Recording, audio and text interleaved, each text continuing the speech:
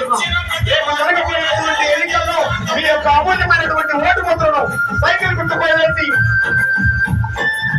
శ్రీమతి వేమిరెడ్డి ప్రశాంత్ రెడ్డి గారిని అత్యధిక మెజార్టీతో కలిపి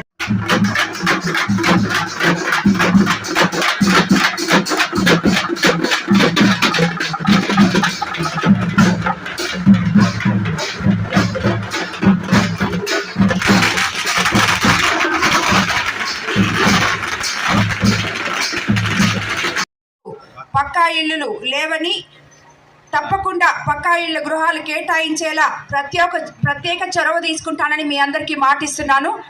గతం పెద్ద పడుగుపాడు శ్మశాన వాటికను కబ్జాకి గురికాకుండా చుట్టూ ప్రహరీ గోడ కట్టించి గది నిర్మాణాలతో కూడిన కనీస వసతులు ఏర్పాటు చేస్తాను.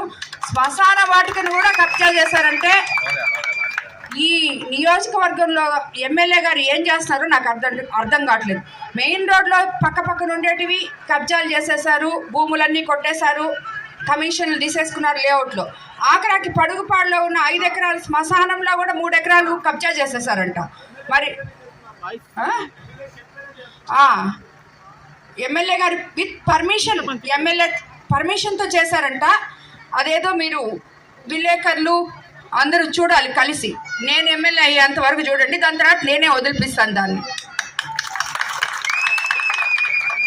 పడుగుపాడు ప్రజల ప్రయాణం దృష్ట్యా రైలు ప్రమాదాలు జరగకుండా 100 పాసెస్ ద్వారా వెళ్ళేలా NTS గేట్ దగ్గర బ్రిడ్జ్ కట్టిస్తానని మీకు అందరికీ మాటిస్తున్నాను. పెన్నా నదికి వరదలు వచ్చినప్పుడు వరద నీరు గ్రామంలోకి రాకుండా ఇసుక రీచ్లను ఓపెన్ చేయకుండా నదికి ఇరువైపులా రిటైనింగ్ వాల్ కట్టిస్తానని కూడా మీ అందరికీ మాటిస్తున్నాను.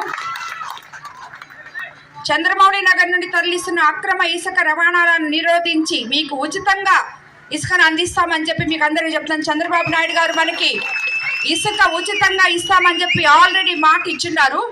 కాబట్టి తప్పకుండా ఈ ఇసుక దందాలు ఆపేస్తామని చెప్పి వాళ్ళకి ఇప్పుడు కూడా తెలియట్లేదు. ఆల్రెడీ ఎలక్షన్ జరుగుతుంటే ఇప్పుడు కూడా ఇసుక తోలుకుంటున్నారు. ఏ పక్క చూసినా లారీలు పోతున్నాయి. ప్రజల సంక్షేమ ఆరోగ్యం దృష్ట్యా దోమల బెడద లేకుండా ప్రతి వార్డులో శానిటైజేషన్ చేపిస్తానని చెప్పి మీకు అందరికీ మాటిస్తున్నాను.